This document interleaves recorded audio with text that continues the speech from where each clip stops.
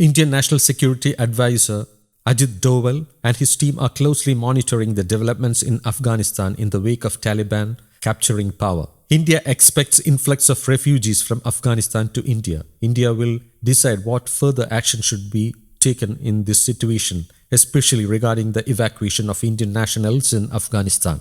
There are indications that a plan has been drawn up to evacuate the Indian embassy officials from Afghanistan by sending planes in an emergency situation.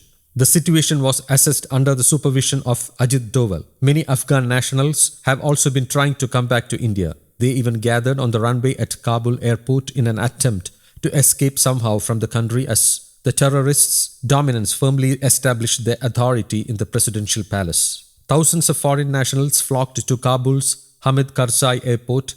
A NATO spokesman said commercial flights had been cancelled and only military planes were currently operating. NATO is currently providing assistance to carry out the operations of the airport. Meanwhile, on Sunday, national carrier Air India 129 passengers from Afghanistan. The aircraft AI-243 faced difficulty while landing in Kabul and had to circle over the Afghan capital for some time as countries raced against time to evacuate their citizens as the Taliban fighters took over. In the wake of the fall of Kabul into the hands of the Taliban, several countries, including the US and the UK, are scrambling to evacuate their staff from the city that has been gripped by fear and panic. People tracking the developments in Afghanistan said India had prepared all contingencies and eventualities, including evacuating its staff in its embassy in Kabul, as well as Indian citizens stranded in the country. It is learned that a fleet of C-17 Globemaster military transport aircraft of the Indian Air Force is kept on standby to undertake evacuation missions. Amidst the volatile situation in Afghanistan, Air India flight has been rescheduled